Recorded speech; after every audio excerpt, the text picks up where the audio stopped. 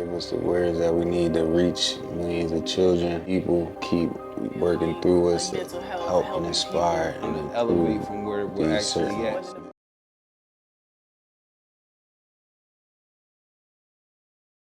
What's up, everybody? It's CEO Namo, owner of Broken Baby Apparel, and this is my boy Carr. We're doing an introductory episode to our brand new podcast series, The Broken Baby Movement. As you know, Broken Baby Apparel is already a brand that was made from my own personal battle of mental illness. However, as years went on, I started to grow and the brand started to grow with me. I realized that it was something much bigger that was on my hands, and we're now dipping in more into the aspect of building, a united front against mental health, helping people, whether it's inspiring them by sharing my story. My boy Carr has teamed up with me. He's definitely a big part of this team now.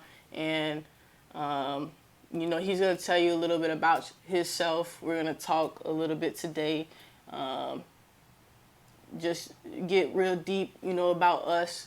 And hopefully y'all can take some gems from it. Yeah, like this podcast series, the intention is just to spread positivity and inspire and empower, people of all ages to not just...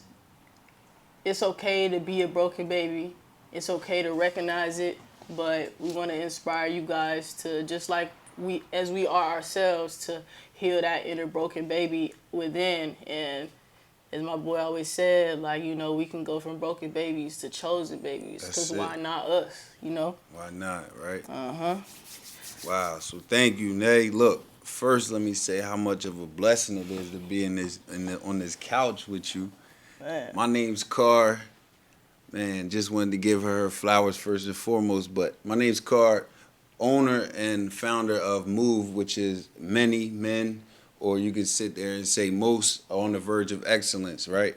And my goal in life, I feel like I had overcame so many obstacles, so many trials in life, which, kind of is the same inner city story for poverty. Wherever there's poverty, there's mental health. Wherever there's, poverty, there's addiction. Whenever there's poverty, there's prison. Wherever there's so learning how to not only mentally and spiritually get out of these ruts or these feelings and emotions, but financially, right?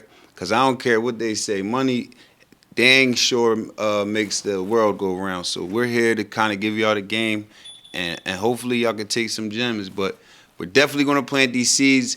You see, it's Broken Baby Movement Podcast, Episode 1. Super, super, super excited and dope for this. And, I want y'all to stay tuned and really listen, because it's important who you learn from, right?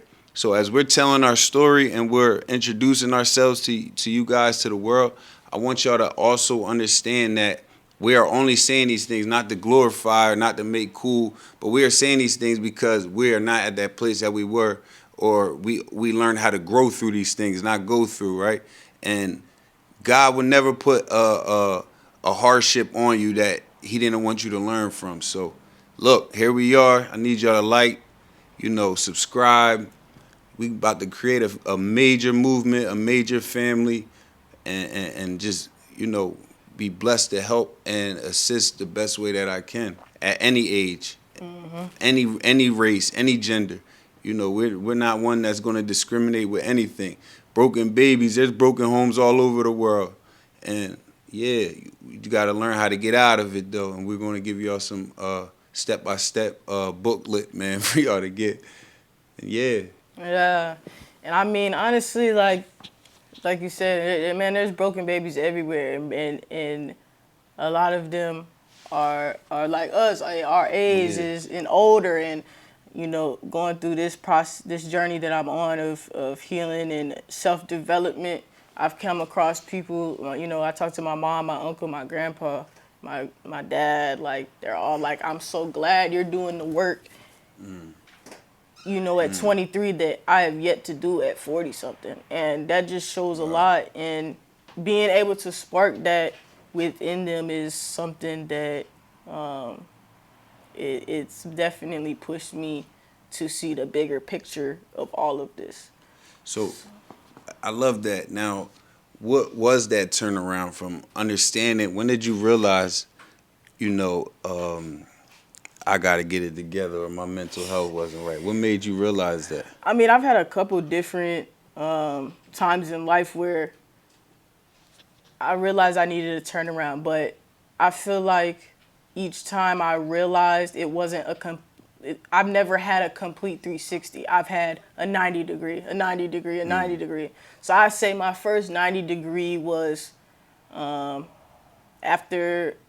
my suicide attempt, and after I was self-harming myself and my mom found out. That was the first pivotal shift for me. That was the first 90 degree movement, because seeing the look in my mom's eyes, the thought of her losing me, that was something that just shifted me, and I knew I had to do something different. So it was a step, and that's actually when I got this tattoo, Time Heals All Things. It covers up my scars.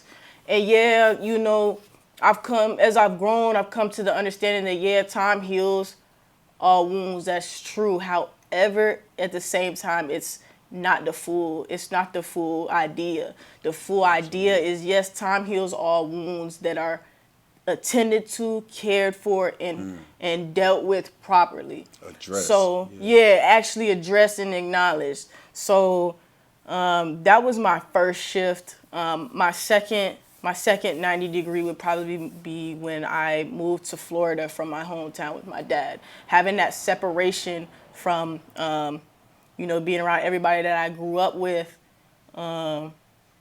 it honestly showed me a completely new side of me. I don't have any of the same influence, whether negative or positive. I'm not in the same environment, whether it was negative or positive. I actually found out that I'm a lot more disciplined when I'm away from all my friends that I grew up with, because as I've said before, I'll admit to it, I always own my own stuff.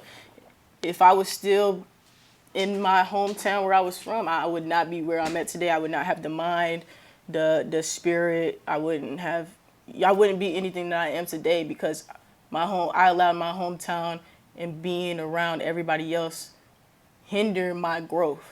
Absolutely. Which is why when I moved, my growth was so exponential, because for 20 years I was held back by, the environment that I was in. So when I moved to Florida, I mean,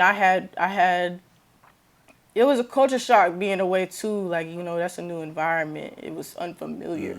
So it tested me in different ways. So I did have a mental decline a little bit. Like, being apart from, I've never been far from my family. I've been far from my dad more of my life than I have not. So being apart from him was different than being apart from who I've been around, the opposite of that. So kind of finding your place in a sense. Yeah, so it's like I'm not only trying to find my place. You're questioning everything. Yeah, I'm not only trying to find my place, in this new state. I'm trying to find my new place with him, because I hadn't consistently been with my father since I was 8, 9 years old. Oh, wow. So we had our ups and downs too over the years, and we've talked about that. And moving out there honestly put a different light on situations. We dealt with some things and rebuilt a new relationship based off me being adult. And for years I had themed the relationship of me as a child, but honestly we dealt with those things and talked about it, and we're building a much better relationship as my adult self. And there was just an adjustment that I think it just caused, the ups and downs of my mental health. But I started to get into taking care of myself, how to take care of myself. That's when I originally found the gym. And I actually got my dad to start going with me. We would go before work, and then I would make sure I went after work as well. So I was doing 2-a-days. So I had multiple gym transformations in my life at this point.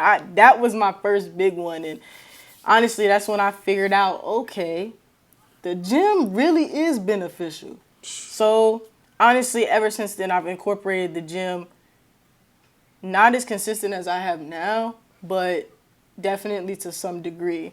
And, living in Florida, that was the first time, like I said, that I've been away from my family. So dealing with the death of my grandfather, I remember that day vividly. And I always got back home very frequently. So I have, no regrets. Yeah.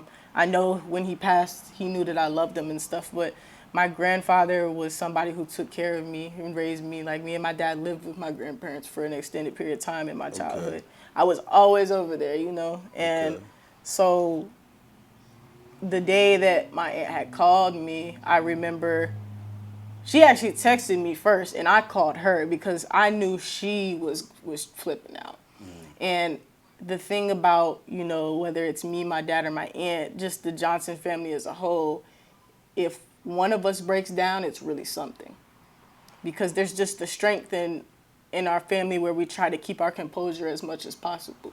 My family is from Chicago, and and I tell everybody that Chicago side will always be in them, but they keep it classy. The moment they can no longer keep it classy, you need to run. And that's the scary part about mental health sometimes is like you can be smiling exteriorly, like it can look like everything's good, but be drowning inside. Exactly. And nobody understands until you leave a note and you take yourself out in a sense. So we have to make sure that we are checking on each other. We have to make sure that we're giving them the space to even, just hold that space for your family or your friend member. Like, hey, are you all right, man? I've been thinking about you, praying with you. So just to be able to, like, I know me, sometimes I might look like I'm smiling. I'm a barber, so I might look like, everything's good, but mentally I'm exhausted. I like to say my battery sometimes on 2% and nobody will really know, but the loved ones around you. So, Yeah.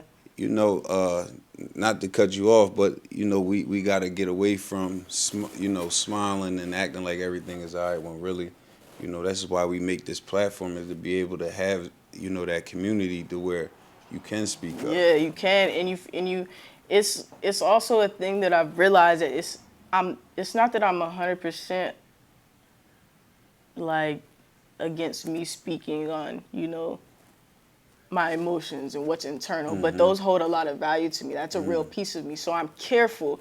I used to not do it at all, but I'm definitely more careful of who I do, because you can't tell everybody everything. You can't Not just at tell all. anybody everything, because information, especially if you're new to even opening up, that's sacred.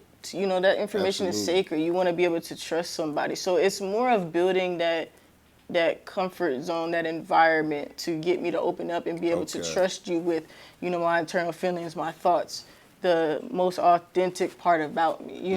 That's real. Like, and the common thing in my family is, we do tend to, and this is men and women. Yeah. And we all tend to keep our composure. There's a song called Toy Soldiers by Eminem. Okay. And I'm not gonna lie, that man is like, the things that I've gotten from my father, it mirrors Eminem. And he was like, I'm supposed to be the soldier who never blows his composure, even though I hold the weight of the whole world on my shoulders. He was like, I ain't never supposed to show it. My crew ain't supposed to know it. And that's just like, I felt that so bad, because it's like, my family, the strength that I took from my family was and don't get me wrong, it got miscommunicated. I misunderstood. Okay. But, out in public, we're good. We don't want them to let them know that we're at a weak point. But you can let certain people that you trust know. Right. You can go to certain people about this, and it's all about finding who, and then it's also about the people that love you, creating that environment that makes it feel like like you can come to them. And honestly, at this age now too, there are free hotlines that you can go to. If you feel like you have nobody you can trust, you can't look nobody you love in the eye, because that was my problem. Anybody I loved, I couldn't look in the eye. My mom, I couldn't look her in the eye and tell her that I was hurting, because at the end of the day, I'm my mother's strength. In my eyes, there's no man in the house. I'm my mother's strength. If my mother's falling, I'm picking her up. But if I'm falling, I don't want to disrupt my mom's good era that she's, she's standing on her feet to come and pick me up, I got it. Yeah, And so it's like I needed something outside of that. And I never, it's not that I never had it. I had it in some of my guy friends, but I was more of the person, I feel, because I had that feeling with my mom. I didn't want to disrupt anybody in they good points in life. I didn't want them to be, I didn't like sympathy either. So going to my mom was hard because it's like I'd rather have my thinking challenged to, navigate through it and get through it, but I don't like sympathy. And mothers are natural nurturers, which is cool, but I don't want if my mom knows I'm hurt, she gonna be hurt. She gonna hurt equal, if not more than me. So it's like I'm cool. And over the years that did more damage than I ever acknowledged. And with abuse, physically, mentally, I was never physically abused. Okay. But mentally and emotionally, that took far more of a toll on my life than I ever thought, honestly. Wow. Like, I actually did a video the other day talking about how, where my original source of confidence, which is actually overconfidence, comes from. And, during this 75 Hard and this self-development journey, I've been really dissecting myself. And my uncle made sure to let me know, don't dissect yourself too much that you can't be you. And that, honestly, I've thought about that. And hearing him say it honestly made me think about it, 2 times. Okay, is it dissecting myself too much? But I remember in high school, I've always been super confident in myself. Right. But I remember in high school, somebody was like, you think you're better than everyone.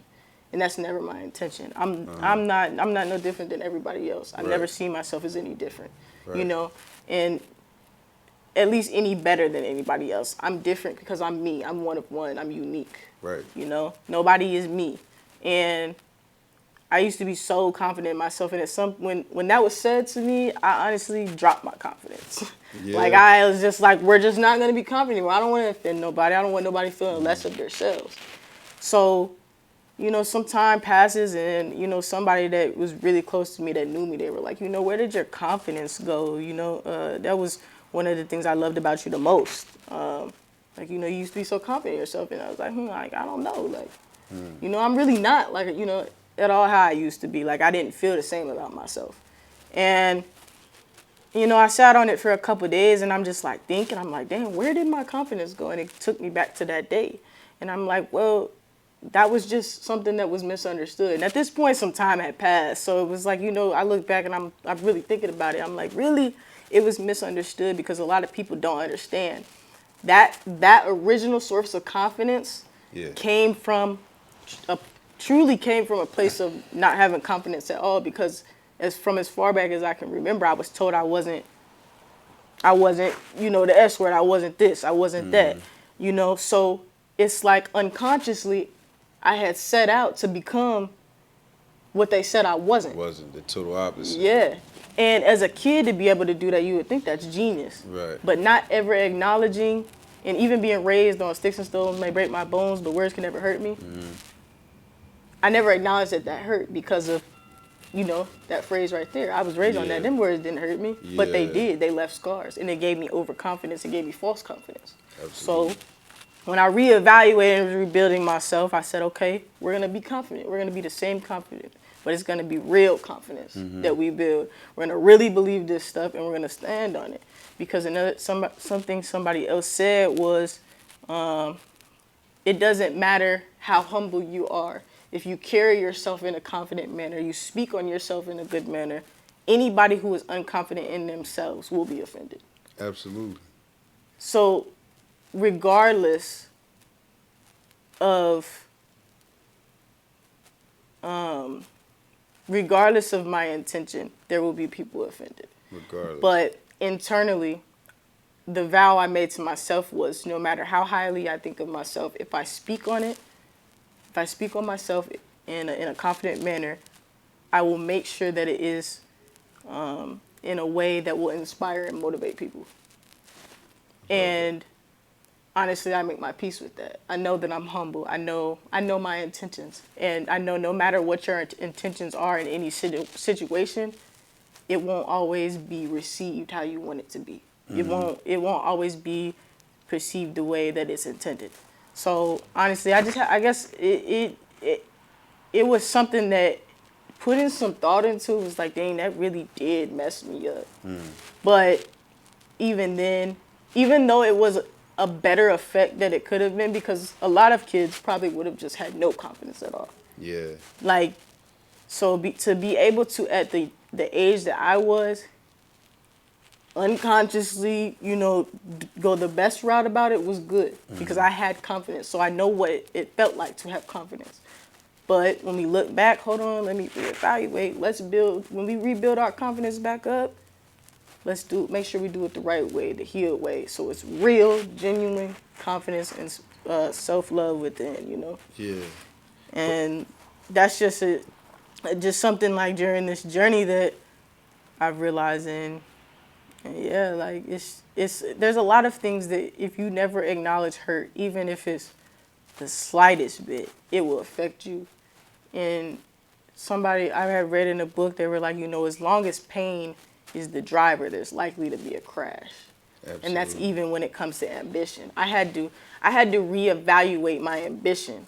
What am I motivated? Am I disciplined? Am I inspired? Like, why do I go so hard? I had to make sure pain was not my driver, which is why I've dissected a lot of things. I've looked deep within, and it's honestly changed the narrative to a lot. Absolutely. And it's deep. Like, when you do deep work, it gets rocky, and being able to self-reflect, take accountability on my side of things to make sure that, moving forward, nothing gets transferred. Because another thing I read is like, what does not get transformed gets transferred. And honestly, that's something that happened to me. Things were transferred down to me. And like you said before, which honestly you saying this opened a whole nother door. Yeah, you was right. like it ran in my family until it ran into me. And man, Changed the game. Changed the game. But with that saying, it comes with a type of responsibility. It comes with a type of accountability that we're going to get into later, to where, if you are going to accept that, and everybody's lineage or family is different, but if you're going to accept that challenge and say, it ran in my family till it ran into me, then you got to also understand that there's going to be a lot of stuff that's not even just your personal issues. It can be, family curses that been going on for years, and it's a journey. We're not going to get it right every time, but have grace and understand that it's a journey and not a destination. And there's going to be a lot of healing involved. But in order to heal, you got to get hurt. You do. And one thing that I'm just not okay with doing is allowing my damage to be the destination. For me, it's going to be just a pit stop. And I'm so glad that at the age of 23, I'm figuring that out. I never realized how truly... And I never thought of it this way. But there's a lot of people who are older than me, and they're like, you don't realize how far ahead you are. And I'm like, I feel like I'm behind. Like, I feel like I'm so behind because I've let, my damage hinder my life for so long, a whole 20 years. But I don't think about the fact that majority of those years I was out of control of a lot of things. I didn't have control of my life. I was a kid. So let me ask you this. If knowing what you know now, when you were on your way down to Florida, what would you tell your younger self? What would you tell your younger self back then that if you knew everything you knew now? Like, what would you... The me in Florida? Yeah. Man. When it all started. You moving is the best thing for you, and I'm glad you did it at 20. I'm glad you got to the point where you felt suffocated in that environment and that you needed to move. Because I questioned that move for a while. Wow. Is this the right decision? And I'm so glad that up to the point where I moved, I didn't take too much time to think about it. I said, I can't do this no more. I gotta go. Like, that was it. I'm gone. I was gone, 6 months later? But wow. I made the decision so fast, but it felt right, even though it felt wrong. And I would tell myself that you don't even know to the extent in which you're freeing yourself by this one move. Right. This one move is going to give you exponential growth. What did they say? It gets greater later. It does. It does. Truly does. It truly does. It'll all make sense. So no matter what we're going through in life, it'll all make sense, and understand even this has a reason and a season. So it's going to pass. So. And life truly has seasons. Each season, Absolutely. It's like playing whatever video game you play, man. There's levels to that game before you get to the end. The end is the day that you close your eyes and never open them again. Every new season is a new level to conquer. Focus on conquering that level before you go to the next one. One lesson at a time. Break it down to 1 month at a time, 1 week at a time, 1 day at a time is what you really want to focus on. Because if you can master each day, you can set your daily goals, and those daily goals add up to monthly and yearly goals. You conquer each day, each mission each day. Your future is, man, so much bigger than you think. As long as your good days outweigh your bad days, you're gonna eventually get ahead of the game in a sense, right? And that's true. There's so much truth to that, and a lot of, this is, I really didn't want to speak on this topic. Yeah, I wasn't ready, but man, like just because you bring it up, man, like a lot of, I never realized. And I'm telling, the only reason I say this with ease is because I know how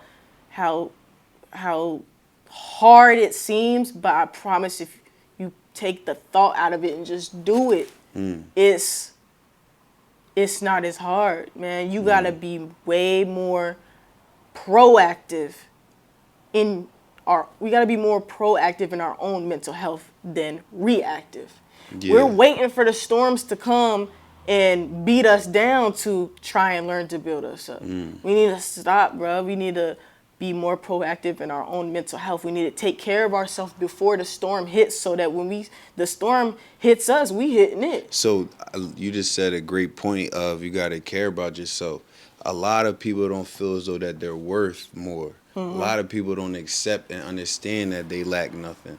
So it's mustering up the energy to be proactive when I feel like, for what? You know what I mean? That's another part. That's not understanding that's the main reason why we are having this mental health, is because we don't understand and value ourselves. We got to learn how to go within and understand that, you are amazing. You lack nothing. You know, we got to get away from comparing, especially on social media in the era that we're in now. It's like we compare so much. It's like, why do they have this and why do they have that? They have air in their lungs just like you do. They have feet just like you do. They have, senses and emotions and hard days just like you do. It's what are you going to do to get out of the situation instead of playing more of the victim role, and it's action. And that's what she's trying to say, is the action part. Yes, we can all sit here and say it's hard, but my mental health be kicking my butt sometimes, and I just know if I don't work out or if I don't master my morning, if I don't beat the sun up every morning, I feel like my day is off. So I beat the sun up is my first win, right? Going to the gym is a win. Breath work for me helps me. I'm an air sign, I guess. It's like for some reason I feel like I can tap in.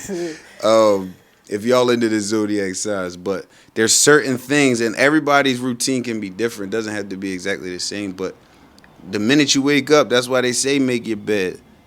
Why do they say that? It's because you start your day with a win. You don't just roll out of bed, grab your phone, you get a negative text. Now your whole emotion, that first 5 to 10 minutes that you got out of bed was filled with negativity, was filled with, whatever that is. And, social media and that sort of thing. So it's about being proactive, like you said, and not reactive. And I was just elaborating a little bit more, but I love the way you said that. No, for sure. And and even today is an example. Like, when I tell you today started off the best day, and I have forgot the effect of setting the tone of your own day.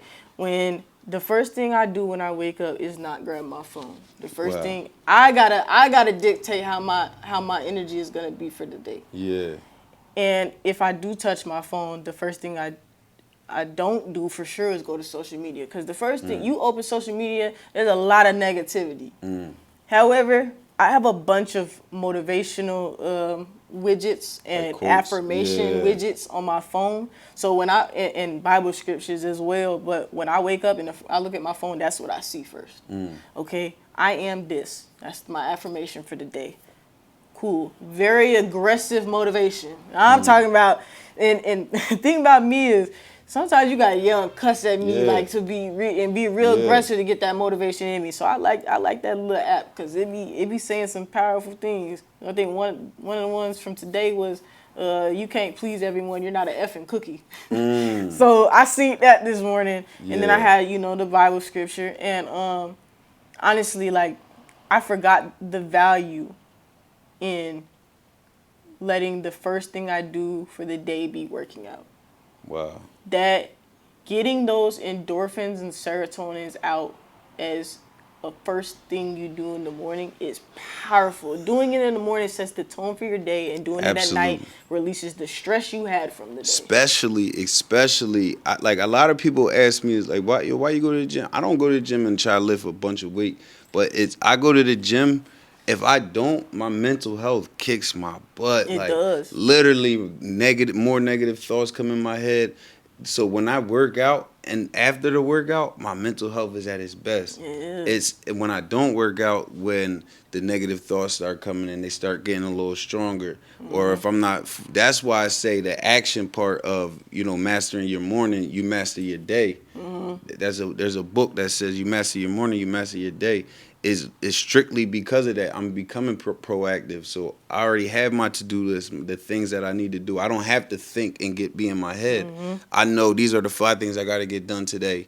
No matter if it's on your calendar, on your phone, or I like to write things down still. So my 5 to-do list. After I get back, I do my breath work and journal. Another thing that y'all can do is journal. Is great. It's a great way to get that emotions and feelings out.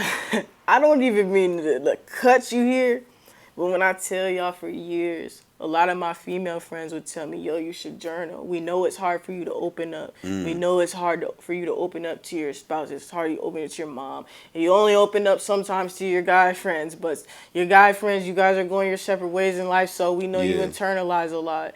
But they've been telling me this for years. And I thought journaling was so corny. Wow.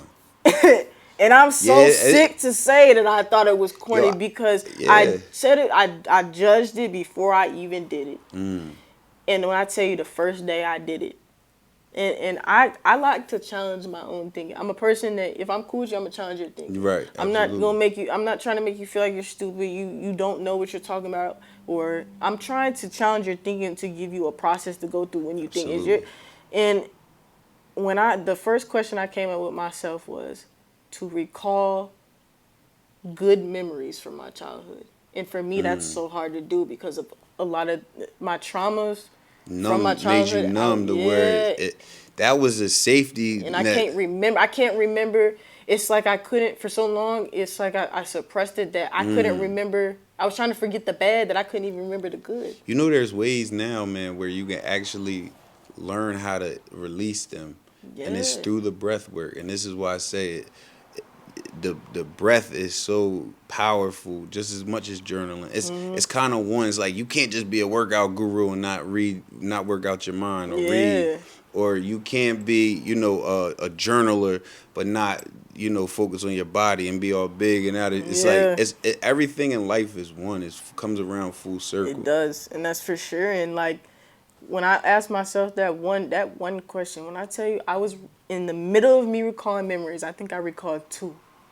Wow. And I had to put side note, because, and my thing is, like, with the journal, I write down every thought that follows that question. When I tell you, man, I realized so much. I recalled 2 memories with my dad.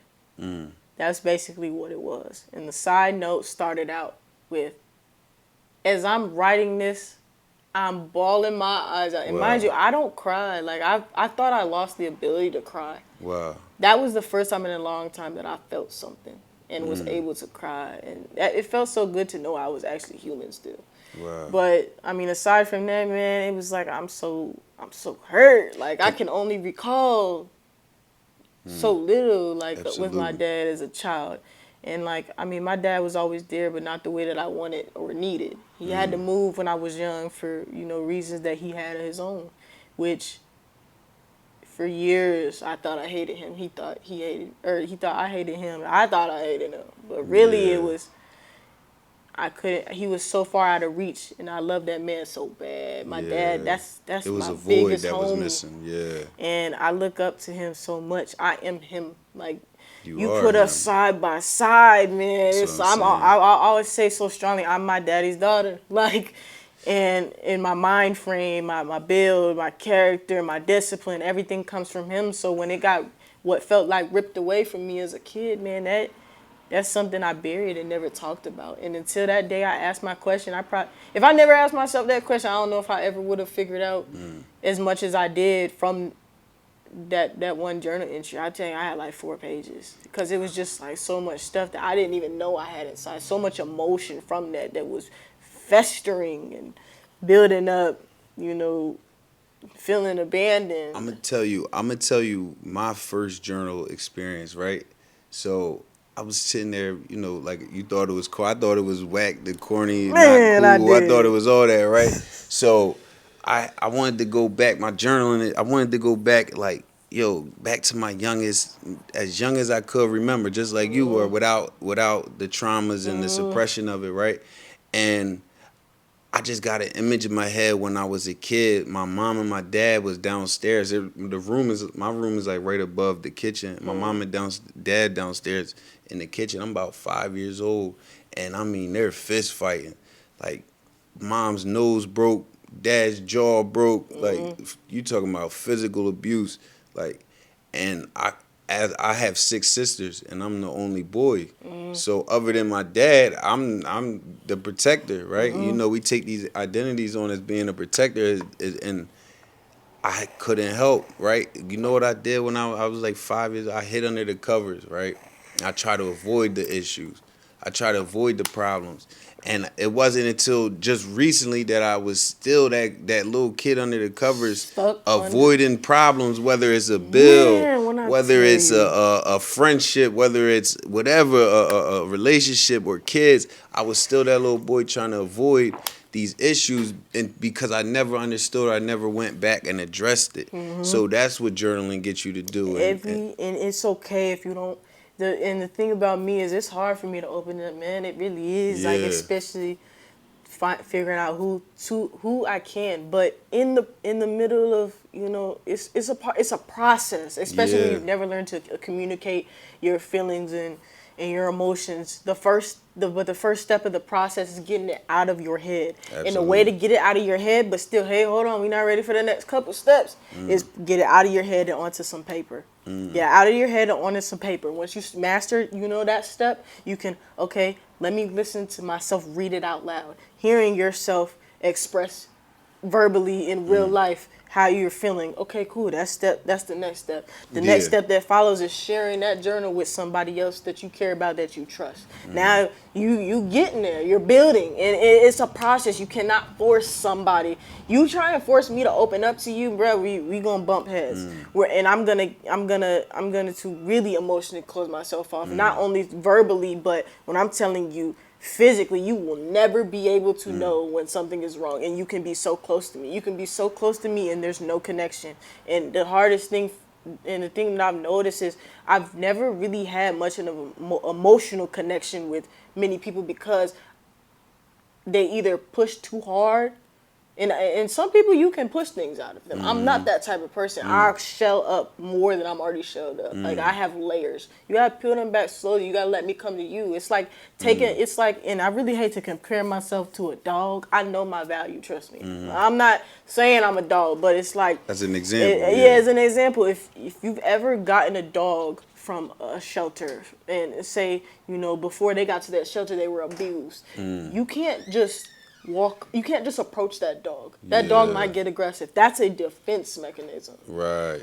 You have to let the dog approach you. You have to, and it might be frustrating. He might not approach you for days, months, years. Yeah. But, you know, if you create the environment. You holding and that wait, space. you Hold holding that space for and you somebody. keep holding it. They'll see that, oh, you're holding this even though, you know, I'm not even approaching you. That shows me you're not going to leave. That means, okay, I'll take a step further to you. That, okay, when I took that step, you didn't jump back. Okay, cool. I'm going to take another step further to you. And it's earning the trust, earning your spot in my life because I'm not saying it and you know, for so long I've thought it's so hard to deal with me, and it's not, bro. You gotta love me to deal with me. You know, to want to know. And I just told somebody this the other day. I'm like, everybody knows CEO named Mo. Yeah. Not a lot of people know Nashia Johnson. Right. But honestly, Nashia Johnson is real protected. Right. That's not something that everybody needs to know. That's you know, and I mean, with the brand and stuff, I'm really vocal. Like, there's not a lot that I hide, and I give a lot of transparency in the intention and with the hope to help somebody else. But there's still things that are not meant for the platform. There's still deeper that I could get that's saved for a real emotional connection. And you know, I'm okay with that. Yeah, and that's the thing, like you said, with trust is deposit. I like to say you're depositing into your trust account when you're with somebody. It's like you make a deposit. We keep taking withdrawals out of our bank accounts. We need a deposit. We need more deposits than we need withdrawals. And that, whether it's a bank account or a trust account. So. And I mean, honestly, like you wanna be real, man. I have abandonment issues. I have issues where you can't talk to me a certain way. It's not what you say. When it comes to me, it's not what you say, it's how you say it. It's the tone of your voice. If you get too loud, and I mean, this is something that, you know, I'm proactively working on, but unless you yell at me, I can't necessarily work on it. So I'm like, I tell people, like, you know, when you communicate with me, try to keep your tone down. Me, I'm not a person that if I ever raise my voice, you outdid yourself. Right. Because I'm a person, I don't like to have, I don't like my somebody raising their voice at me. It's not that it still scares me, but for years it did. Absolutely. So it's kind of just like a thing that's like it's something that could cause me to shut down. Absolutely. And I mean, honestly, if the next time I'm faced with somebody yelling at me, I'm hoping to recognize, okay, hey, that's just the tone of their voice. The tone isn't personal. Listen to what they're saying rather than how their tone is, because it's hard. You know, for that being a trauma trigger, it's hard to focus on what they're saying rather than the tone. When the tone is, you know, what for years, I used to be scared of the toilet flushing because of, you know, tone of voice being yelled at, being cursed at as a kid. Like, you got to think about those things. And but that's the beautiful thing about life is like, you know, you're aware of these things. So now, once you're aware of what triggers you, you gotta also understand there's something within. Like it's all within. It's really going within and really like, hey, why did that just trigger me? Oh, dang. Then you can kind of like start to work on it, start to fix it. It's like, no, that doesn't mean that just because somebody's doing this that, you know, it has to be the worst of the worst. But this is how our mind down. You think your iPhones and your Androids got a SIM card or a download? Man, your mind and your body, your subconscious, which is kind of like with kids that don't really understand what a subconscious is. It's like having two brains, but you have iCloud and then you have your iPhone, right? And you know everything that y'all did on your phone is in your iCloud, and that's your subconscious. If that makes sense.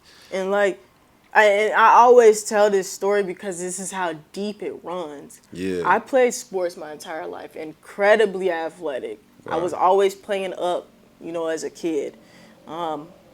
I had a basketball coach in junior high. He stuck with us from junior high all the way through the time we graduated. And then I had my coach, and he was assistant to when we got into high school. But we had a head coach in high school as well. So the coach I had in junior high, he noticed you know, I was different. I needed to be handled different. He never raised his voice at me. Okay. He spoke confidence into me. He could tell when I was down. And he spoke to me in a way, even if I did something wrong in the game, he did not yell at me. And I never really truly appreciated it as much until I got into high school. And the head varsity coach, because I mean, I played varsity all 4 years. And this is a thing I feel like, I mean, whatever, coaches, whatever, have to, everybody in life had to realize, like, you can't handle everybody the same. Absolutely. And I understand that, yeah, we're getting you ready for college. College, or they're gonna yell at you. But you have to understand your players. If you are the head honcho of the family, because our team is our family. If you're the head of the family, you're the one they look up to, the one they gotta come to. You need to learn them as much as you can. Because every player is different. And a lot of people that play sports, they play sports. Sports is something that helps them cope, heal. You know, that is their passion, their purpose. Yeah. And basketball was my first love, man. I was about to say that, but see, I see even Pop Warner kids 6, 7, 8, 9, 10 years old, getting yelled at like grown men, cussed at, and that sort of thing. And you gotta have them fall in love with sports. They have to have them to fall in love with themselves before you sit there and abuse them and it's yelling, because now they're going. It takes the love and the fun away from the game. Because it does. And I lost a lot of my love for the game in high school because of that. Of the coach didn't want to gain it. And the reason I think my junior high coach, and I mean it's the same situation, but my junior high coach, the one I started with, he noticed how I would react when, you know, I would be yelled at. And it's not that I wasn't coachable. You just have to speak to me a certain way. It's not what you say. I can take being scolded till I'm doing wrong. I'm not running the play right. I'm messing up. I shouldn't be missing this shot. I can take that. But when you are screaming until you are red in just my face, when he's yelling at the team, I'm cool. But it's when I know you're yelling directly at me, your tone's too loud, and I'm like, bro. And one time I told him, I'm like, stop yelling at me. I said it so aggressively, but it's just because I'm trying to hold myself back, yet without knowing why. I don't think I didn't know that was so much of a trigger. But he would yell at me, put me back in the game, and at that point I was shut down. Yeah. And you can tell. And when I played in a JV game versus a varsity game, you could tell because the coach difference. My playing is different. The coach on the varsity, it was like my confidence was gone. I couldn't play at my potential at all. I'd be doing things in my JV games or playing, you know, at the gym. Why don't you play like this in a game? It's a whole different thing. I can keep myself this. This coach cares enough to keep me at my potential. Absolutely. And push me past my potential. This coach doesn't.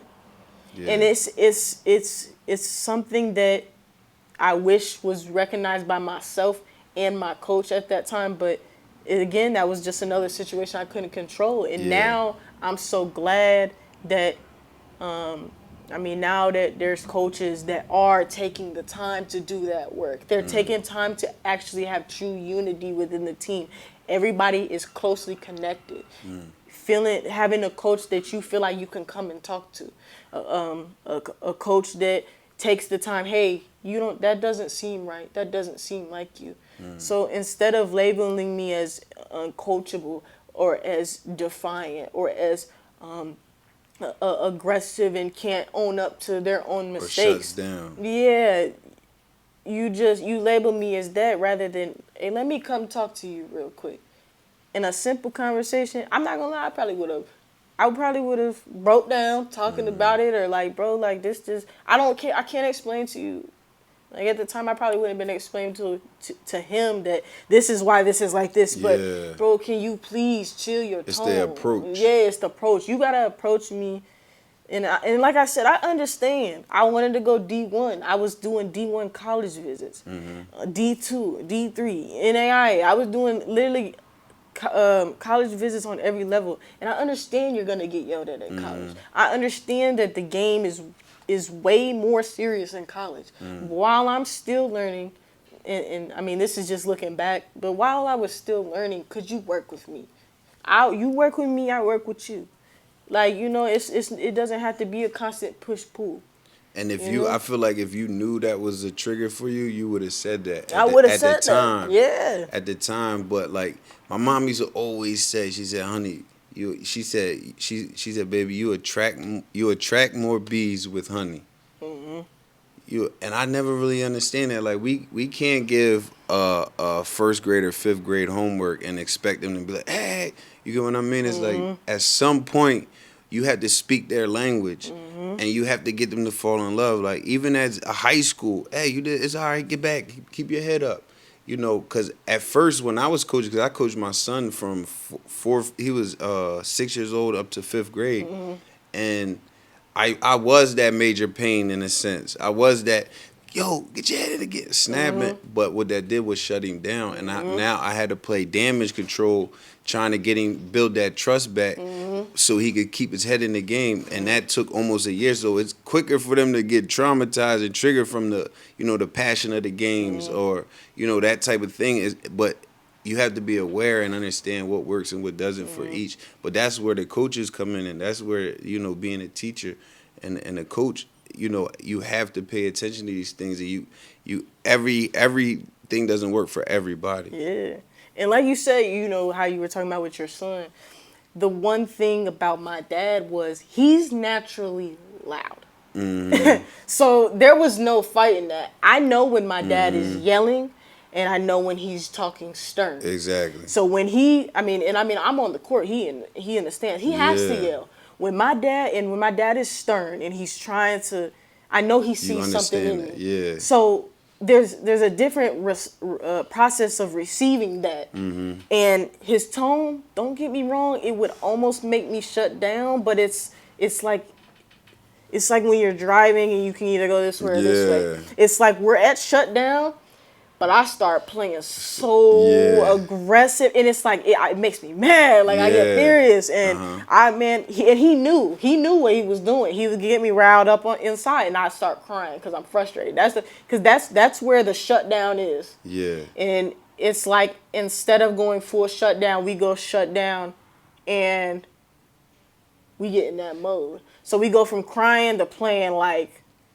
Mike and how we supposed to play. Because he did that, and he only came to a couple of my games in junior high and high school. So he did that because he knew what that other coach was doing to me. He knew I was shut down. So to get me out of that shutdown, he wanted to break me down and reroute me.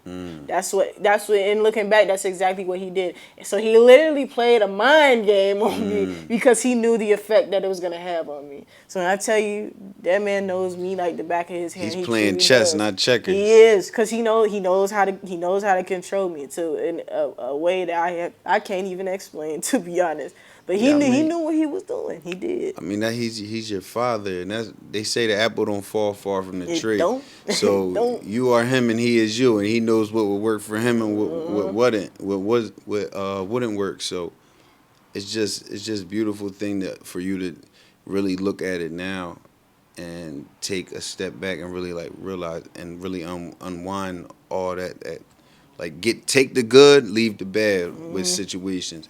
Now how would you feel about like these, your current, we're still human. What about the bad days now? Like how do you work through that? Becoming more proactive in my own mental health, especially journaling.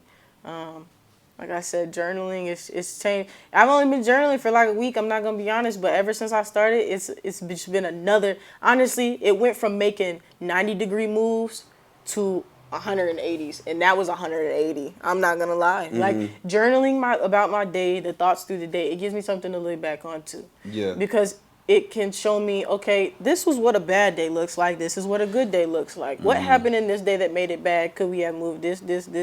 Okay, because one small thing, if you allow one small thing to make your entire good day bad, and vice versa, you can easily, shift that. You can make that shift. I shouldn't say a bad day. I should say an unmotivated day. What does an unmotivated day look like? Like if you have or do you kind of try to stay as consistent as possible? See, the thing about it is, when you don't feel like getting out of bed, or when you feel that's when I get up.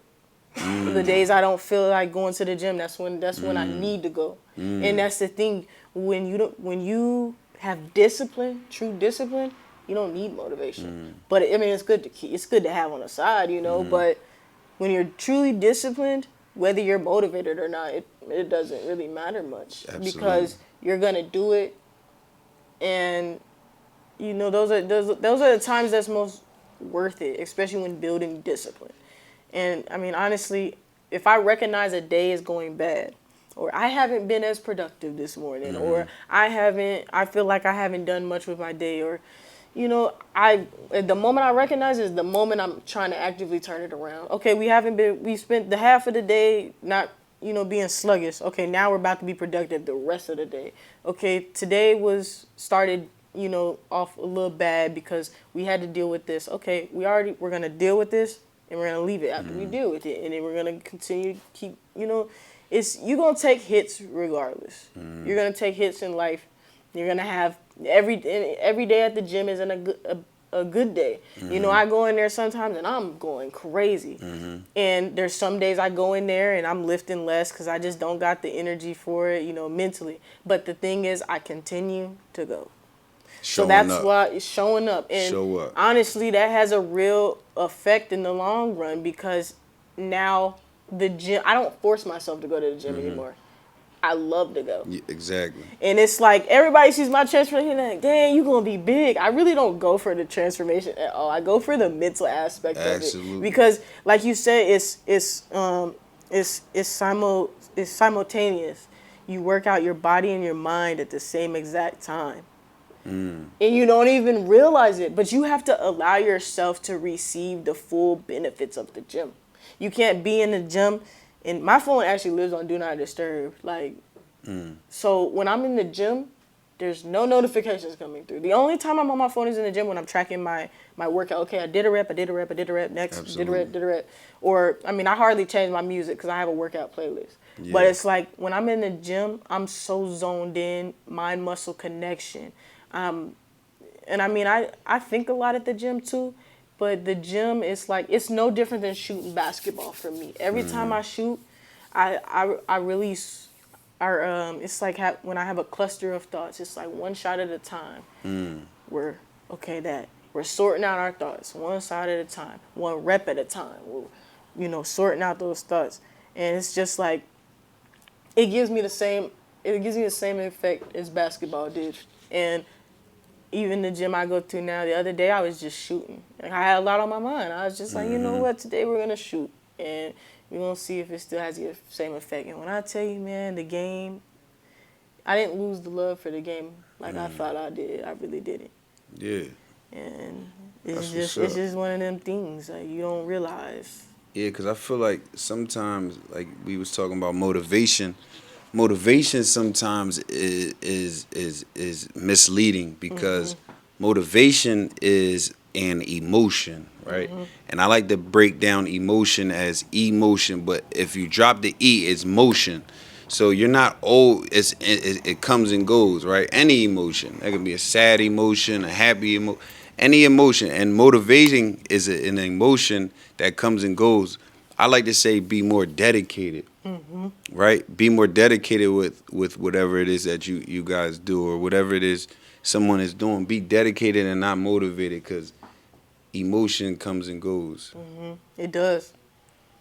And I mean, even, I don't know, I feel like dedication can be another emotion in a sense, because I mean, being dedicated to doing this or doing that's something that can fade. I mean, but that's an action. I'm saying dedication is I'm dedicated despite how I feel. Yeah, that's true. I'm gonna get to the gym. So I'm a journal. That's an action. That's a dedication is an action word more than it is an emotion. Yeah. Because who cares how we feel? Yeah. You know what I mean? And so I mean, I guess seeing that perspective, dedication and discipline can honestly be kind of interchangeable. No, they fall under the same umbrella for sure. But you have to build discipline. You don't have to build dedication. But discipline, Mike Tyson said, discipline is doing something that you know is going to doing something that you don't want to do, but you know is going to benefit you in the end run, right? That's discipline. Doing something that you don't want to do at that moment, but you know it's going to better yourself, right?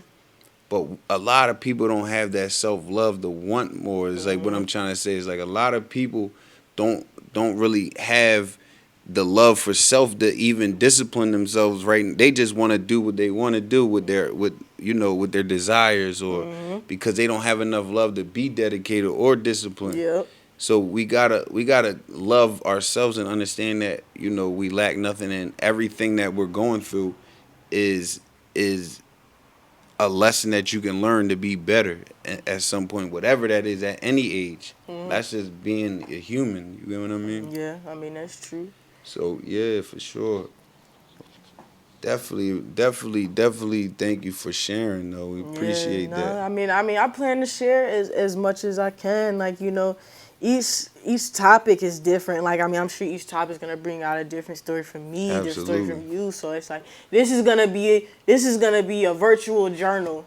And there you go. I love that. To be real, like it's a podcast, but honestly, this is gonna be like a virtual journal. And yeah, man. You guys are in it. The audience is gonna receive it, and the fact of the matter is, it's not showing just that I was a broken baby, he was a broken baby, but it's showing that you can grow from being a broken baby.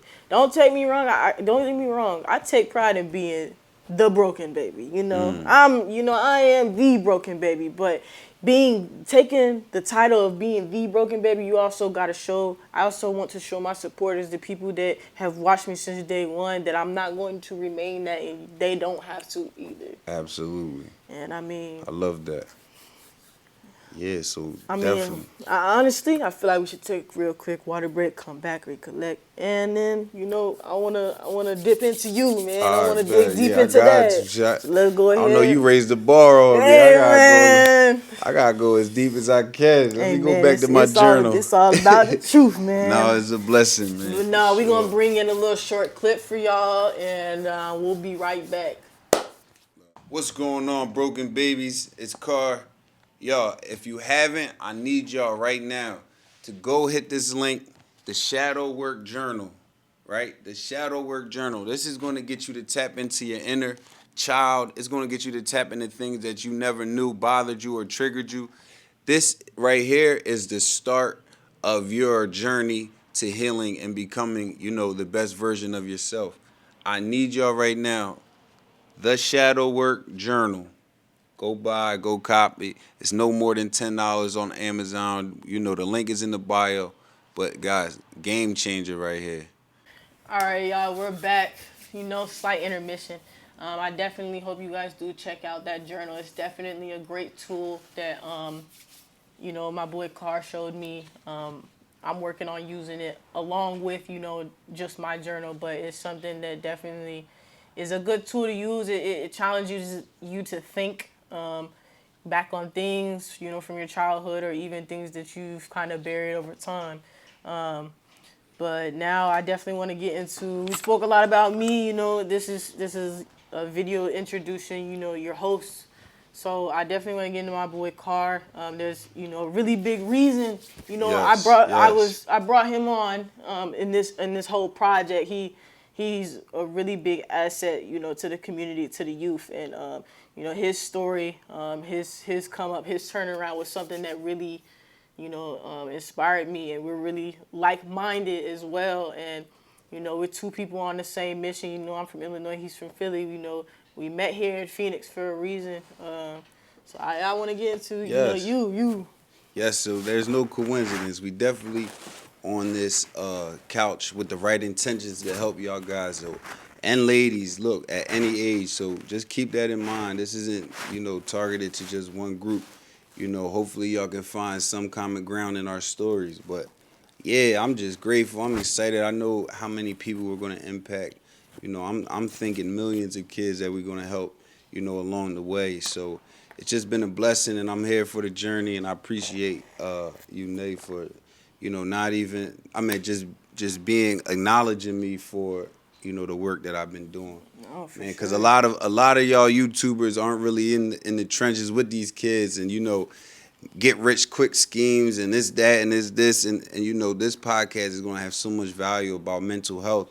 This podcast is gonna have so much value about overcoming where you started. This podcast is gonna touch and impact a lot of y'all. So, man, put y'all seatbelts on as well, because we going straight to the top on this one.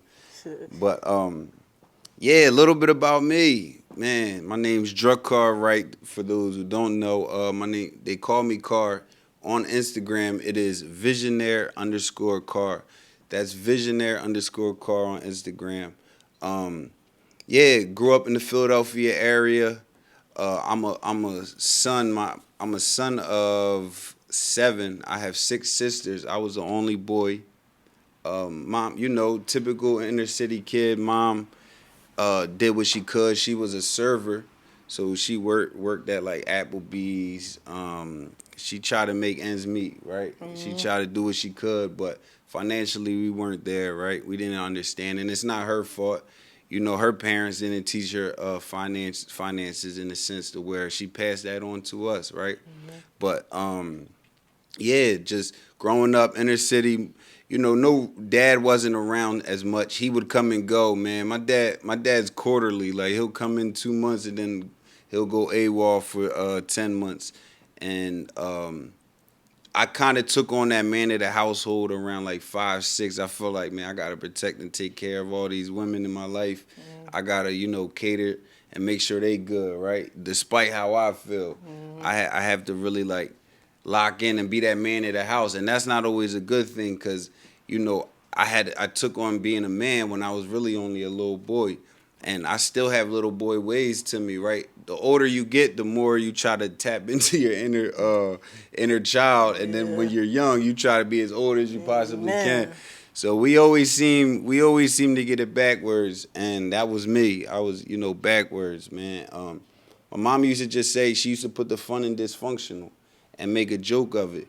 But in all actuality, dysfunctional, and we speak on the routines, we speak on, mastering your morning, we speak on these types of things, not really understanding that this is only because we don't come from that structure. We don't come from that household. We come from broken households, in a sense, not actual functional households that are going to be able to, strive in this thing called life, right? But as long as you got the next breath, you got another day, man. I'm one of them guys that been through a lot. I'm gonna break it down a lot, man. But ended up doing, quick overview. Ended up doing 5 years in prison for selling drugs. Hanging out with the homies. We used to be a squad, man, called Bad Boys MOR, and yeah, we was just a bunch of fatherless boys running around in the cities and trying to do what we thought, trying to listen to these rappers, just like these kids now with NBA Youngboy, we were listening to more D Blocks and DMXs and the Beanie Siegels, but we were being misguided and we didn't understand it, right? And I didn't understand it until I'm sitting in a courtroom and the judge told me 5 to 15 years. And I look back, and the only person that's in my courtroom is my kid's mom and my mother. All my homies were gone. I couldn't even call them to take mom's trash out if I wanted to, in a sense. Mm-hmm. So that was a big letdown for me. But I grew so much from there. But yeah, had 3 children before I was 18. So y'all that are thinking y'all sexually active, slow down. Women, men, clubs, they're not going anywhere. They've been here since the beginning. They're going to be here to the end. Focus on you, right? Especially if you're dealing with mental health and that sort of thing. You can't come into a relationship broken. We have to start healing. I don't care what age that is, right? Mm-hmm. So we got to focus on that. Yeah, had 3 children, 2 baby moms by the time I was 18. And, I thought I had it all figured out, right? But if I can really sit back and look back at what my life and what was the turnaround, like what were these turnaround points, where when my dad let me down my first time, right? And he promised me we're gonna go fishing. I really haven't been fishing. I was about 7 years old, and he was like, "No, I'm coming to get you, son. We gonna go fishing." So I'm sitting on my mom's porch waiting for my dad to show up. Now, when I tell you, I've been sitting on this porch for about 2, 3 hours. I'm trying to call him. I'm like, no. My mom's like, son, he's not coming. Come inside. I'm like, no. I stood out there literally all day till it got dark, and my dad never showed up. My dad never showed up, and it's crazy to think now was like I didn't understand like what I wasn't what I wasn't important enough, or I started questioning myself. It's like, dang, why, what am I doing that my dad don't love me? Not understanding as you get older, your dad has a journey in a life that he's trying to figure out as well. So like, shout out to my dad. He's still dealing with addiction, still battling these everyday demons and that sort of thing. But I didn't understand that as a kid. I needed him, right? And he let me down. So that's kind of was my defiance stage. I'm like, man, I don't have no dad. My mom never really gave me no structure or never really got a whooping ever in my life, right? And I'm sitting here with 6 sisters. I'm the only boy, so I'm kind of getting away with everything. They're so worried about the girls. The boy over here he got him running loose, right? And yeah, that happened. I was coming to that point of maturity in middle school, that sort of thing. And yeah, about 8 years old is when I seen, like I was telling you, I seen my mom come back. I mean, my dad come back whenever he wanted. Like, he'll be in the house 2 months, sleeping all day. And so he was in and out of the household, right? Mm-hmm. And I used to remember these super, super physical fights that they used to get into, right? Because addiction brings out a whole nother side of you. And dealing with other drugs and drinking and all that, it's just a path nobody wants to take. So you should see them fist fighting, right? Fist fighting numerous times, fist fighting, like, and when they fight like two pit bulls, right? Not understanding what that was doing to me. Mm-hmm. It came a point I was like 12 years old when I knew my mom had a gun upstairs, right? Mm-hmm. And they were in downstairs fighting, and I ran upstairs and grabbed the gun and pointed at my dad like, "Dad, get out, get out." Like, I couldn't beat him up. I was about 10, 11, 12 years old. I couldn't beat him up, so I was ready to shoot him. I'm like, yo, get off my mom. And I don't mean to like cut you off. I really want you to tell everything first without me even asking any questions. But yeah, I can't help but ask. I've seen my mom be abused. Yeah, and I mean, I've been young and defenseless. When it happened, my mom wasn't a gun person. That was my dad. Mm-hmm. However, these are two separate events. My parents have never been together, so I've never mm-hmm. seen my mom. My dad wasn't the person who's abused my mom or anything, but I've been young and defenseless. There was no guns in the house. I had to just sit there or, mm-hmm. Scream or cry, but you having to pull, a gun on your own father. I mean, even for the sake of your mom, and even though you seem to some degree have an understanding of like what was going on, mm-hmm. do you think that had like an effect on you alongside already seeing them two very violent with each other? Like, what do you think?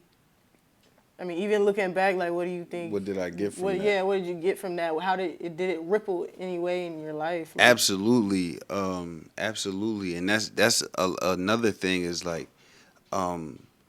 understanding them triggers, like we were talking about, and what that did was I just, like I said, I was taking on this man of the household at an early age, this whole role. We see as kids, we trying to find our way through life, right? We trying to figure out who we are, why we're here. We're trying to figure out as we're downloading a lot of stuff in our minds, right? And I knew that I have to protect 6 sisters and a mom. Like, I knew I had to protect it as me taking on that role of the man, right? Mm-hmm. And I had to start building my armor. I had to start, finding my weapons, figuring out how can I protect them. Mm-hmm. And that was the mindset that I was on. not really understanding like, yo, that's hurting. It hurt my inner child, and I still was carrying that because I was, like I said earlier in the podcast, I was about 4 or 5 years old, hiding under the covers, trying to avoid it, trying to avoid my situation. But at some point, you can't hide under the covers, and you got to fight back.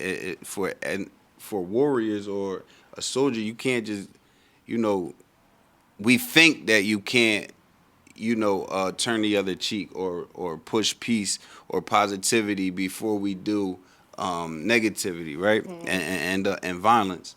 So that was just, I'm in the hood. I'm thinking, yo, shoot, like that's just what it was. This was before Fortnite and Call of Duty and that sort of thing. And like you say, our minds are always downloading things, and I like that because the way I think of it is, our minds are always downloading things, and if you continue to internalize things, not only are you downloading things that might be good, you might be downloading viruses, but if you don't take the time to check your downloads to make sure they're actually processing and downloading, all that stuff is just building up files with halfway downloaded files, halfway processed files, and over time that's so hindering, and we don't realize that. And I mean, I'm 23, and as much as I feel like I should be further than I am, I shouldn't be set back still, as much as I am by some of the things from my childhood.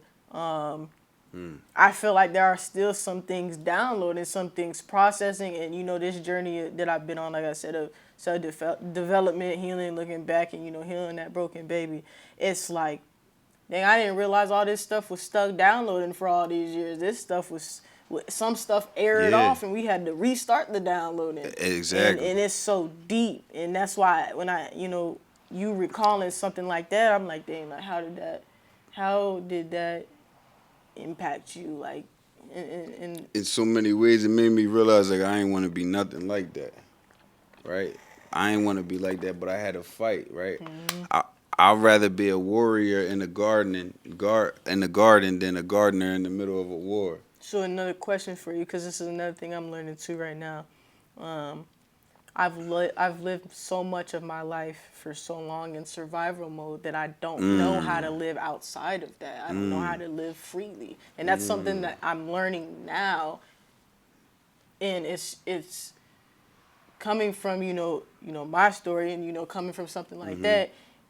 If not already, how did you find your way to live outside of that survival So mode? a big part of me is still in survival mode. I'd be lying if I said I wasn't in survival mode. Like, I know how to perform with my back against the wall. Yeah. But it's when everything's good that it's like, yo, why do I start, my mind start wandering? It's like I know how to perform when it's survival. It's so much anxiety. And in that's those a moments. mind shift, though. It's a shift of the mind. It's a shift of your the way you view things. And you're going to have to shed a lot of layers, actually, if you grew up in a survival in the environment. It's just nature. It's natural for us to do these type of things. But that's why I say the importance. That's why I really moved out here. Was I wanted to put my seed in the right soil, in the abundance of soil, in the abundance of life, and not be in survival mode. When you're in Philly, you can't go to the corner store without thinking somebody going to turn the corner and just leave you there, right? You gotta always be on angles, like you gotta be your P's and Q's. Like out here, I'm learning how to put my guard down with my guards, with the awareness that there is abundance out here. There is people that you should meet. There is a blessing out here in a sense. And I mean, the quote that I've mentioned before that stuck with me for a while now, it said, "I was born for the storm, so the calm doesn't soothe me."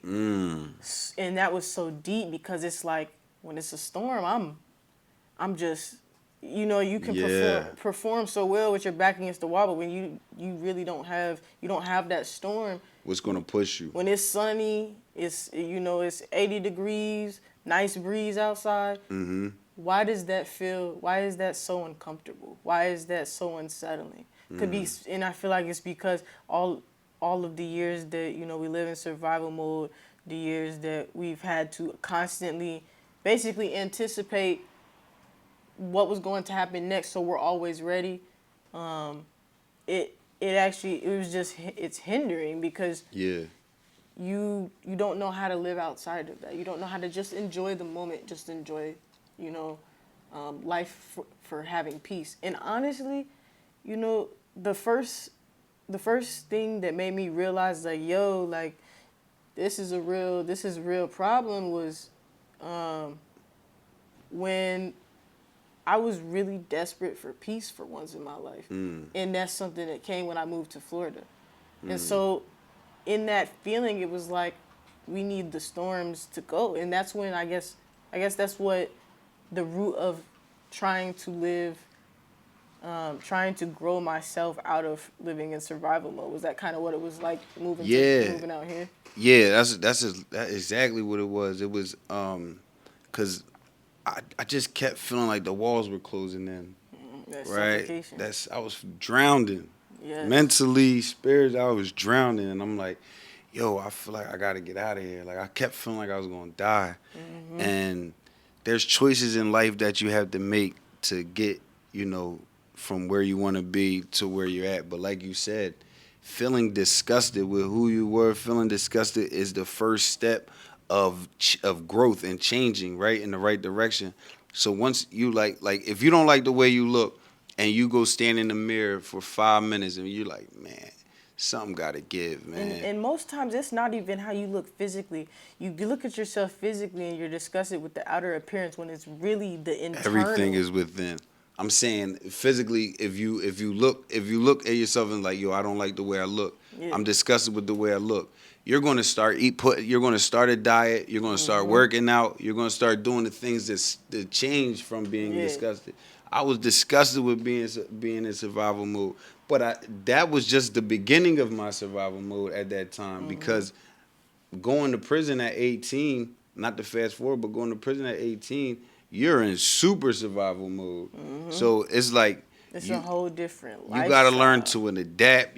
I'm walking down there, they banging on the door, fresh meat, and they asked me where they want to send my body. I'm 18 years old. My first cellie I got, he got 60 to 120 years. And it's like, man, you gonna be here 60 to 120 years? I got 5 to 50. I ain't even want to say I got 5 years. Right. But it just shows you like, yo, I'm in the concrete jungle right now where you have to be on survival mode. You have to be on angles. And you become numb. It numbs you. And that was my numbing stage. But, man, it's so much. So go back to when I was super young. I was always that fighter. I always wanted to be that fighter. So I wrestled. I wrestled for 6 years. I actually was very good at wrestling. First year I went undefeated. My mom knew I didn't have no father figure, nobody to really guide me and show me the way. So every wrestling season, my mom, I used to go stay with my coach and practice Monday through Friday, match on Saturday, tournament Sunday. I did that for so long. But then I got too cool. I didn't have nobody that really showed me the way to where it's like, man, I got defiant, right? I don't want to do this no more. I ain't want to do it. I got too cool for school in a sense. But what that did was that led me to the streets. And, man, just running around, skipped the 9th grade. I dropped out in 9th grade, right? I'll tell y'all this, dropped out 9th grade. Ended up catching a case of a stolen vehicle. And the judge gave me a break and he let me go to Job Corps. For those who don't know, Job Corps is like a trade school that teaches you how to do electrician, how to do plum work, how to do painting, carpentry, CDLs. Listen, we need more trades and skills out here than we need YouTube influencers, right? We need more people that are going to go out here and build and put something together and be able to be an owner one day and grow, right? A lot of us get so caught up in the entertainment field. This is just a small piece of it, right? We're here relaying a message to show y'all that, there's a million ways to get it, man. Just find your purpose, find your passion, And in the midst of all the harsh stuff that you're going through, it all makes sense, right? Like if I was to tell myself then, it's like, yo, it all makes sense. I even had to go to jail to realize that I needed that And some at the state people, that I'm in now. some people are, that's the same thing that happened to them. I hear that a lot. They're like, it wasn't even until I went to jail and I was truly isolated and I had to sit with myself, my thoughts. Exactly. And, That's when you figure out who you are. Yeah. You really look yourself in that mirror and say, yo, who are you? Why are you actually here? And you at that point you have a decision to make. My suicidal time was when I was 18, so I was going up there getting into fights, being a knucklehead my first 2 years. And my mom went blind, and she was the one that was bringing my kids up to come see me. And I was in the hole like 46 days. I had like a couple more. I had like 30 days left, right, to get out of the hole. My mom went blind, and I'm sitting here. My girl left me. Barely get to see my kid. I'm like, man, why even want to be here? Like, I don't even want to be here. That was one of the only times I really was like tapped out, wanted to give up, and I had a choice to make at that time. Either I'm going to lay down, I'm going to get up. And that's why I say the power of one decision can change the whole trajectory of your life, right? Like the power of one decision can really, at that moment, I said, I'm gonna get up and fight. Like I'm gonna figure it out. And it was hard. Emotions was involved. It was hard. I really was like wanted to give up, but the minute I got out of the hole, I went to my counselor. I'm like, I want to get off of the pod. I want to get off the unit that I'm on. I want to try to get into the barbershop. And I got into the barbershop. Thank God she really seen something in me and really helped and assist me to get into the barbershop, because being in jail and trying to get a barber license is like being on a waiting list for 10 years. Everybody want to be a barber. So I'm burning them out. I'm taking the initiative. I made my mind up in the hole. So now I'm going to take initiative and try to figure it out. There's a whole different fire in me now. And I get into the barber program. I'm still cutting hair to this day, which is a blessing. But even in the hardest moments of your life, there's blessings, right? Like I wouldn't be barbering and clippers them put me in rooms like I was telling you earlier that a degree could never put me in. So, and I learned how to cut hair in one of the worst times of my life is in prison. So you gotta understand that it all makes sense. And even if it doesn't at the moment, just stay positive. Understand that you are worth it. Understand that God wouldn't put anything in our way that's gonna keep us down. But a lot of us get stuck. We get stuck in the mud, and man, I know it gets muddy. It's shit like quicksands. It'd be like quicksand sometimes. But at the end of the day, we can't give up. We can't give up. And there's beauty in life once you figure it out.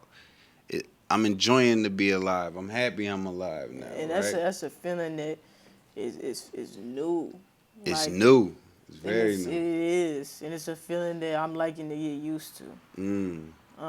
I did have a question. I talk a lot about how essentially I turned my pain into power, and I've used my experiences to impact others so that it helps them. Like you said before, you can give the information, but you can plant the seed, but you can't make sure that people water harvest and water and so that they use it to their advantage.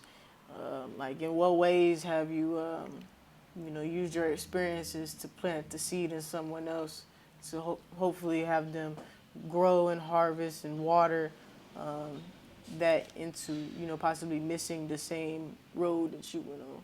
So I'm actually, like I said, created a move. It's called Men on the Verge of Excellence. And what I do is I go into the juvenile detention centers for those who are in the Phoenix area, Durango Juvenile Detention Center. I'm going in there and I'm teaching them mindset. I'm teaching them about mental health. I'm teaching them about coping skills. I'm teaching them about emotions. So I'm actually going into the jails and talking to these kids. And not only am I telling them, but I'm listening. And I'm letting them know that either one of us on this couch is better than anyone. We're just a little further down the journey than some, We might experience a little bit more than others, but we're all out here trying to figure it out. And that relatability harvests and waters the seed, and it gives them open. It keeps them open to where it's up to them to water. It's up to them, and that's choices. The water and harvest that, because it's like, okay, these kids at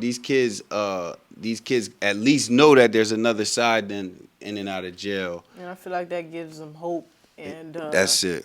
And sometimes that's a feeling that people need. It's not even that they need the motivation; they need the hope. Faith. That sparks the motivation. Yep. And the self-belief. And once, like, even with me, like, and I know with you for sure, I know those kids, when they see you, they're like, somebody else turned it around. Somebody that's just like me. Somebody was just like me and turned it all around. And I can do that too. That's what I say. I am you and you are me. I might just be a little further down the journey, and hopefully I can tell you what worked and what didn't work for me. Right? Mm-hmm. But and like, even then, it's like, what may not have worked for me might work for you, and vice versa. Exactly. It's like everything is trial and error. You get knocked down, that don't mean you gotta, like you said, you don't gotta lay there. Every time you get knocked down, you have a decision: lay down or get up. You gotta choose get up every time, and you gonna get exactly to where you want to be. And you just don't quit, no matter what. Don't quit. I'm telling you, I know it's hard. I know sometimes it feels like you can't make it out. Please just don't quit, and I promise you, you're gonna look back and be like, thank you. My grandfather always had a saying that he would say, and he would say, you can give out, but you can never give up. If you give out, you rest for a bit. You get back up and you get right back in the race again. Because life is not, it's not a race. It's not a sprint, it's a marathon. It's a journey. You take it 1/4 mile at a time. You know, your car is bound to break. You're bound to have car issues along the journey, especially when it's a road trip that doesn't end until it ends. You know, your tires are gonna pop. You're gonna have to replace it. You're gonna have to stop to get gas, refuel yourself. You're gonna have to, change your oil to and get that tune up to make sure your engine's running properly. I like to say, life be lifing. Man, do it. It does, and that's so true. Life be lifing, y'all. So it does for sure. I'm with you. Yeah. This episode. This is honestly, we dug deep today, and it takes a lot, and it's a lot more easier to do behind the camera than it is to face to face, besides to each other, because it's just something that we connect on. So I don't want anybody to feel like this is just like an easy process, and that we still aren't figuring it out just like anybody else. Absolutely. But no, we're all about taking care of our mental health, developing ourselves, growing.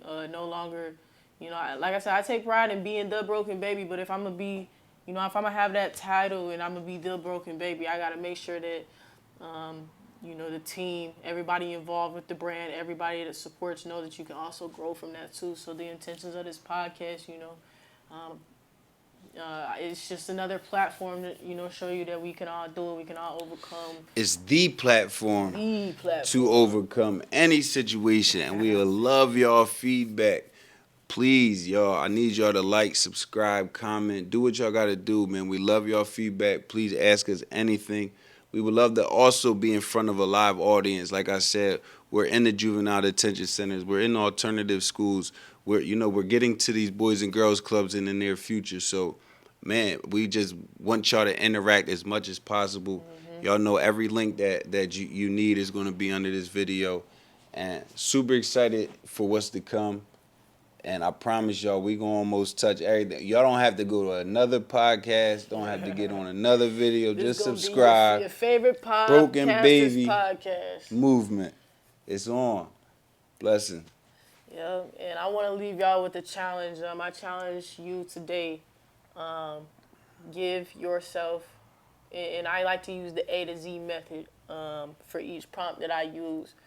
Whether you have a journal already or not, go grab you a notebook or a piece of paper and sit with a pen. Ask yourself, what do you love about yourself? What do you appreciate about yourself? And what are you proud of yourself for? Because a lot of times we fail to look at the good things that we do, give off the good things that happen to us because of the bad. So I challenge you from A to Z, write one thing for each one of those things. You can write them all for one. You can split them up, do a couple. What are you proud of? What do you love about yourself? And I just want you guys to take the time to do that. But definitely make sure that you like this video, subscribe, comment some topics that you want us to cover over. If you have any questions, drop questions. We'll do our best to do some Q&As in our future videos for sure. And definitely tap into all of our social medias at Broken Baby Apparel. Go get you some merchandise to help us produce these videos consistently for you guys. Tap into Ed Broken Baby Stories. That is the platform that we've created to share the stories of others. If you are interested in sharing your story, feel free to reach out to us on any of our platforms. We'll set something up. And, the last one, make sure you follow us at The Broken Baby Podcast. That's Instagram, Facebook. But of course, I'm going to put all of those links in the bottom in the description. Peace, love, happiness. Stay up, stay blessed. You're good. It's going to be okay. It get greater later. I'm proud of you. Be proud of yourself. You're worth it. Now go do that broken baby homework. Right. And I need to know y'all. And I want to hear about it too. I'm going to check. Yeah. I'm going to ask y'all in the next video. Y'all better post something. Say, I did this. Read it out loud. Or if you want to DM it to us, go ahead and do that. We'll read it and respond, even if... Whatever you want us to do, let us know if you want us to just read it or read it and respond. But if you take the time to do it, go ahead and send us a DM and let us know how it made you feel afterwards too. And just know it's always just to make you better, right? Just know we're not doing it as a burden, or this is so y'all can empower yourself. Because it's you versus you at the end of the day. Every day. Especially when you come from a broken household, being a broken baby, right? Change the narrative. It starts with you. Like we said, it ran in the family till it ran into us, right? Stand on that. Never give up. Stay positive. And watch the blessings pour in. Go on. Hold up. Stop what y'all doing right now. I need y'all to go grab an uncle, go grab a nephew, grab a brother, grab a sister. Look, I need y'all right now to share this. Look, this is not only a podcast. This is not only a clothing wear. This right here is a movement that I promise you want to be a part of, y'all. So right now, tap in with us. It's going down. Broken Baby Podcast, the movement, the one and only movement where we talk about mental health. We talk about addiction. We talk about overcoming. Like we say all the time, it's not what you go through, it's what you grow through. So look, tap in with us. Y'all know the vibes. It's your boy Car. I'll see y'all at the top. We out.